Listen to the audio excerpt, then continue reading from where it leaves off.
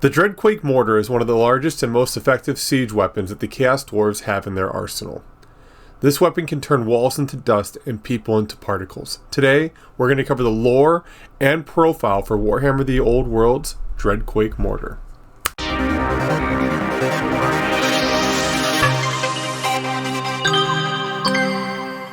It's no secret that the nefarious Dawizar have a lot of tricks up their sleeves when it comes to their magic and war machines. One such trick would be the Dreadquake Mortar. This absolute unit of a siege weapon is large, brutal, and utterly terrifying. When employing this against their enemies, there are two things that the users must be aware of. One, the mortar round, and two, the time it takes to reload after using its payload. Both of those two things go hand in hand. The Dreadquake Mortar, while brutal, is very slow to reload because rather than using gunpowder, they use steam pressure. For the Dreadquake to fire, the crew must allow time for the pressure to build up enough to launch its payload at the enemy. Now, why can't they use gunpowder? Aside for probably saving them a resource while being deployed, the shells are very unique and can be subject to misfire or cooking off inside the tube itself. The mortar shells are so secretive, in fact, that only Chaos Dwarf sorcerer prophets and sorcerers fluent in the lore of Hashut know what kind of arcane power goes into making this unique payload. To further exacerbate the damage this artillery piece could cause, the Chaos Dwarves have found a way to make it more portable when dealing death to the enemy. The war machine can be hauled around by an Iron Demon war machine, allowing them to quickly change the emplacement of their war machine at the drop of a hat, as well as get good effect on target.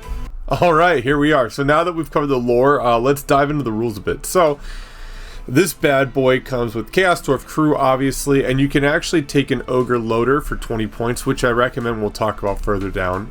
You have upgrades, 30 points for Hellbound Special Rule, and 10 points for the Steam Carriage. And we're going to talk about all the upgrades and stuff after. I want to really talk about the round itself. Now, the Dreadquake Mortar has a range of 12 to 72 inches. For everyone wondering, you can't shoot within that 12-inch range because they're too close, right? It is a 5-inch template, which is nice. You have strength 3 in the entire template, strength 6 in the center, which is a huge hit from 8th edition. 8th edition, it was strength 5 on the outside and 10 in the center hole, which, you know, it is what it is. AP 0 for the strength 3 and AP 3 in the center hole. And you have multiple wounds D6, meaning that center hole takes D6 multiple wounds. It's okay. It's not a big deal. I wouldn't be trying to snipe anything with it, right? Some of the special rules are cumbersome, move or shoot, again, D6 multiple wounds, Quake, and slow reload. Now that's interesting, right? Quake has changed a bit. So before it used to just make wherever the mortar round impacted dangerous terrain. However, now, until the start of your next move phase, any unit, friend or foe, that's within 2d6 of the center hole of the blast is -1 the movement and cannot use Swift Stride. And I think that because of the strength drop and then the points cost, and then on top of it, looking at how Quake works, a lot of people are a little hesitant to touch the Dreadquake Mortar. But we're going to talk about why I think it's still pretty good and how you can implement it and why it made its way into my army. And then you have slow reload. So if you shot with this weapon on a previous turn, roll a d6, and the 1 to 2 you cannot shoot.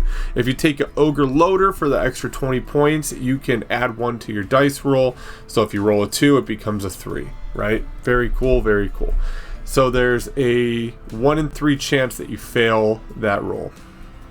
Now let's go into upgrades real quick. Steam Carriage, it allows this thing to get tugged around by an Iron Demon war machine, which it's good. You know, if you want to run the Iron Demon, you should have them in your army. They're pretty good this edition. Well, I think they've always been good, but anyways, they have Hellbound. The model gains a 6-up ward save against any wound suffered by non-magical enemy attacks. Dope. The model itself also gains Fear and magical attack special rules. Extra dope. If you have Fear, you gain Terror. You know how it works. You get a promotion. Now, the icing on the cake. Additionally, the model may reroll 1 scatter die or artillery die once per game. You must keep the second result, however. And now we have to come into the little boo-boo. That's if you misfire with the Hellbound rule, you're -1 on the misfire chart. So keep that in mind. You probably don't want to misfire with it. But I think it's worth taking. That reroll of the scatter and or artillery die once per game can be game changing. So now that we looked at the rules, I kind of want to talk about how I implement my Dreadquake Mortar. After all the upgrades are done, I do go with the Hellbound. I get the Ogre Loader because why wouldn't you? It's about 215 points. Getting it to make those points back can be a big pain in the keister, but it works its way back when you don't look at it in the monetary value, you look at what you can do with it. Taking away people's swift stride, making them subtract 1 from their movement really hit armies that run a lot of chariots, maybe cavalry, and it can really hinder people that use fast cav. I like to go after people's fast cav units, take their swift stride away, take away that -1 movement, mess with them, make them slower, and it helps out a lot. Now, a lot of people are going to say, well, I used to use it for big units, or it's a 5-inch template. Yes, it's a 5-inch template, but you're no longer strength 5 like 8th edition. You're now strength 3.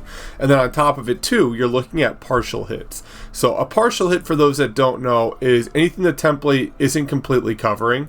You have to roll on a 4-up, that model ends up getting hit, but you still have to roll to see if you hit that model if it's partially under the template.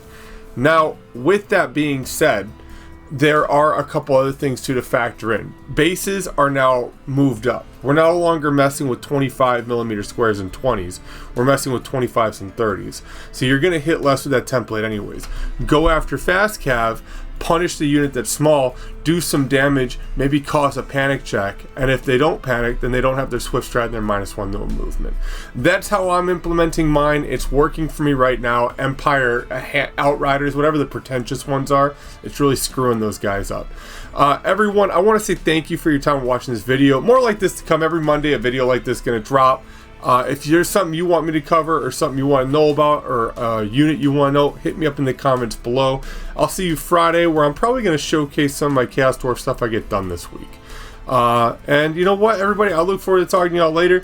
Wednesday, I'll probably do a live stream at night to kind of talk to the community about Warhammer the Old World, get like a feel for everything we're seeing, all the types of events we've got. I know LVO just opened for tickets. I don't know if you got your ticket. I might go, I might not. It's up in the air. Everybody, thank you for your time. Take care. Have a lovely day. Peace.